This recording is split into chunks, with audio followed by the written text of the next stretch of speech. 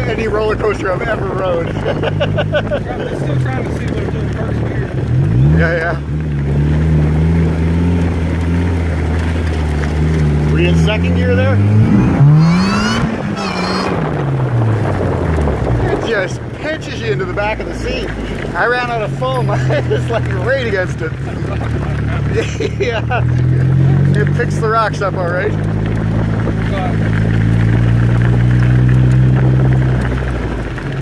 Man, you almost need a G meter. It's just hard to even say how hard that is.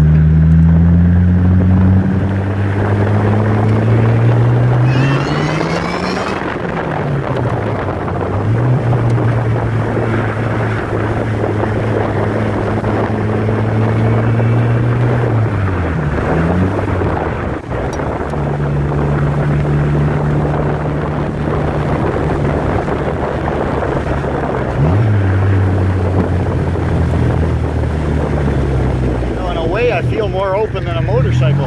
That's gonna...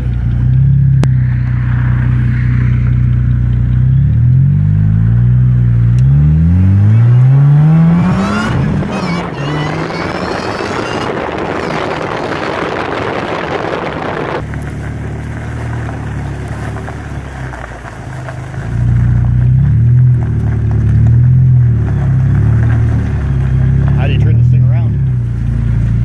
You don't. Okay. You either back it in here or you don't.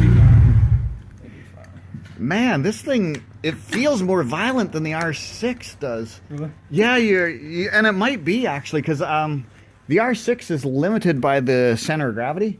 So it is throttle limited for second, third, because it'll wheelie. And this thing isn't throttle limited in those regards. So I think you are hitting it harder.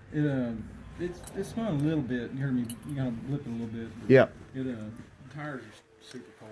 Of course, Right, yeah. Yeah, you gotta warm them up to really start playing with it hard. I can't wait till warm weather to see what it's like then. Yeah.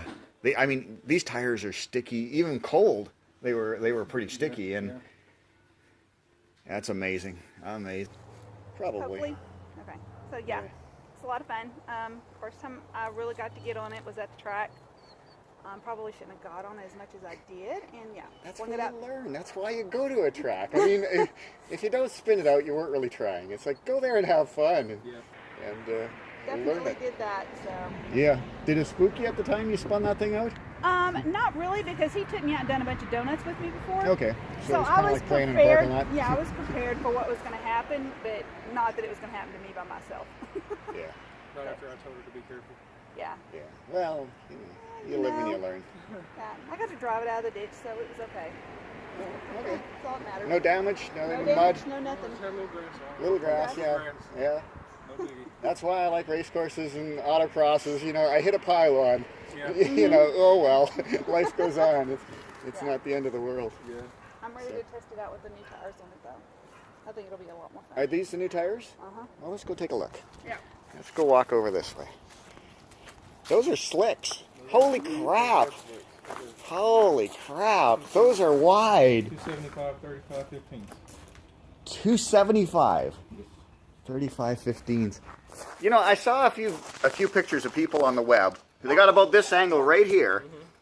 And every time I see one, I was like, oh, they just grabbed the square ratio and stretched it. Yeah. Until I look right now, and that's the exact ratio they give you. It's like, crap, it looks like you stretched the picture widthwise. It really doesn't. It's hard to comprehend how wide it is. It's about 2.5 inches wider on each side. Right now. Than it was, yeah. And those were wide before. They were 245s before. Okay. So I'm probably going to just mow down cones like nobody. Because I was literally on every cone. Perfect. Now I've got to move out. Oh, yeah. Actually, Lonnie complimented you yesterday when I was talking to him. Really? He said, yeah, Jeremy, he's right on the line all the time. He's like, I guess you guys went to an autocross together? Well, yeah, but where'd he go? He was there with you guys, one of them. He come up here and did something, and He'd been to Mount Magazine. Yeah, he'd been to Mount Magazine. Okay. And he messaged me, he said, you guys autocross? And I said, yeah, so here he came. Cool. And we went around, and he was like, no, I'm probably not going to do nothing. I'll just ride with you. Before he even stopped, he said, I got to get mine out. He went and had it unhooked, and then he had it on track. It's so addictive, it's not even funny. Yeah. but mine was 1483, and that was with those tires, which weigh 6 pounds apiece more than these. Okay. So 1483. So you got a supercharged one under 1500. Okay. I guess the body panels add a little bit of weight. yeah, and it made like I took there's a heat exchanger and I tore all the pieces. Oh, okay. Oh, that's the front one. It weighs a little bit, but of course I put the meth injection on it, and that added a little bit. Where do you get meth from? You can buy it. You can buy it on Amazon. It comes in 3 bottles. Cost you how much? This is about 4 bottles for $40, so about $10 a bottle. And how much do you use? I haven't used any yet. Okay. This is just went to filling up the bottle. It's right back here. Do they mix, like, to cool the engine, would they add 10% meth? Would they add 2? 50-50 is a real good safe, like a good safe number. Okay. I'm not planning on doing any tuning for the meth because I'm doing it strictly for the cooling benefits. Okay. But it is a fuel. it is a fuel. Yeah, so you're... I've been running like 110 octane to try to make sure I don't have any detonation. So that's what I'm hoping the meth injection helps out with. Okay. But if you go more performance meth tuned for it, they tend to run like I think it's like a 70-30 mix or something kind of around in that. It gives it to where it boosts it up to about 110 octane with normal just 87. But 70% meth, so you're running mostly meth. Yeah. Methanol. It's I don't want to tune it for meth because I don't want to take a chance on running out or something failing, and it's in a full-blown pool, and it doesn't have the octane it needs. Now, I know with the ethanol, they've got a sensor on the engine. The engine knows if you're running a 30% ethanol. Yeah. Do they not have that for methanol?